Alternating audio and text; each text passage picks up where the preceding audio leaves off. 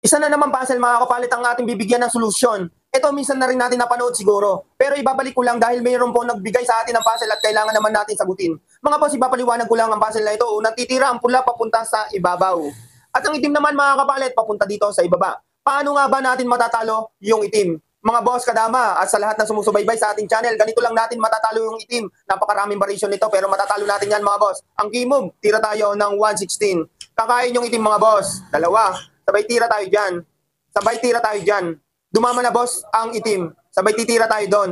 Kain dalawa. Sabay tira tayo doon. Kain. Sabay tira tayo doon. Kain uli. Pakain tayo. Kain ng itim.